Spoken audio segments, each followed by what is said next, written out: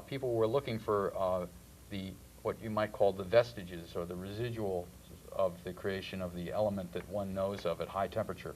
And this always involves high energy particles. It's like radiation. Yeah, they were all looking for this. This doesn't have any radiation, so it's safe. Yeah, there are a number of possibilities when you have the heavy hydrogen, which is a proton and a neutron coming together. You can have, as you do in conventional reactions, you have splitting.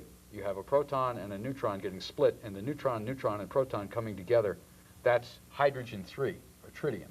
The proton goes off at high energy. Or you have the other possibility of the proton coming in with the proton and the neutron coming off. That's helium 3 and a neutron. And the neutron's at high energy. In either case, you see vestiges of the high energy particle. There's another reaction involving a proton, neutron coming together, forming helium 4. In free space, that gives off a gamma ray, but the reason that happens is because you have to have energy and momentum conservation. And when you have the deuteron, which is a proton, neutron, and a proton, neutron, when you come together, it has a certain mass, and then there's a mass associated with the helium 4, and the basic thing is that you lose mass in the process, and that mass gets converted into energy. But in the place where the reaction occurs, there's no momentum. And so in order to have momentum conservation, you have to have something coming off, a gamma ray typically. Now in a solid, you don't need that. In a solid, you don't have the reaction occurring just at one location. The idea is you don't have it occurring just at one location, and you also have the solid itself being able to absorb the momentum. Mm-hmm. And so you get a different scenario. And so you have to get, in the conventional kinds of reactions, in all nuclear reactions, you have to create something new, helium. I mean, even the hydrogen 3, which is one possibility, eventually becomes helium 3. Are they getting helium, and do we have proof of that? Yeah, I just went to the 6th International Conference on Cold Fusion, which was held in the northern island of Japan, Hokkaido, and there were 2 major papers concerning both excess heat being produced reproducibly and observations of helium-4, particularly the work of Arata and Zhang, where they are working with very fine palladium powder. And after this material has been created, heat, like 25 kilowatt hours in 5 grams of material, which may take a month to get that much heat out of it at the present status of the development. They take that powder and they heat it up and drive off the gases that are very highly trapped, and then examine them in a mass spectrometer. And I can just show you Let me make a comment about this. One of the problems with the helium-4, and one of the things that makes cold fusion so wonderful, is helium-4 is the most inert element known to man. And the only thing that, they were always looking for a gamma ray. It's a funny thing. They were always, and there's no gamma ray. They're all looking for radiation. They were all looking for that. And so part of the problem that perennially has happened is that it's like a black box for a lot of the nuclear physicists, that they just say it can't be real because we don't see the gamma ray, or we don't see the high energy this or that, and we don't see the radiation. And then when they find the helium-4, they say, oh, it's got to be a mistake. It's got to be from a leak. I mean, that's really, there's a book by a very esteemed, a very good chemist named John Huizenga, who has forthrightly said, it's all leaks, it's wrong.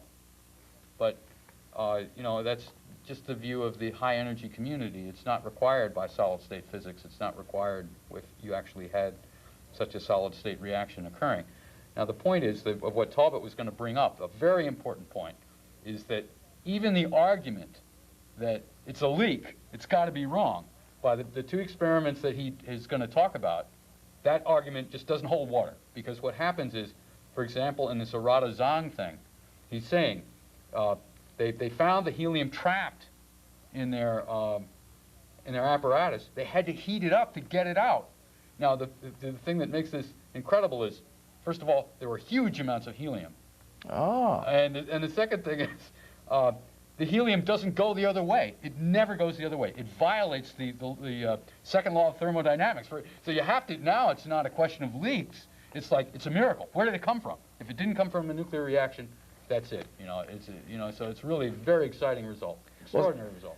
Talbot, you have a picture there, and I think we can give a close-up to the audience, but what is it basically showing? Well, this picture here shows powder that has never produced heat, same kind of powder, but it's never been exposed to high-pressure deuterium. And it has a very clean background, no evidence of any helium. This is a mass spectrometer. Each one of these things is a scan across the mass 4 peak. This double structure here means that you're getting both helium and heavy hydrogen trapped in that metal. Yeah. But that helium could only be created by a nuclear reaction from this deuterium. And this is all published information. It's in the... and published in English. Yes, and it comes from it's shown in this other picture. It comes, what is this? This is A. The thing that's shown on there refers to A. Well, that's the heat, excess heat. Yeah, it shows the excess heat. Who's publishing this? Is it Japanese? It's published in the Proceedings of Japan Academy, which is in the NRL Science Library.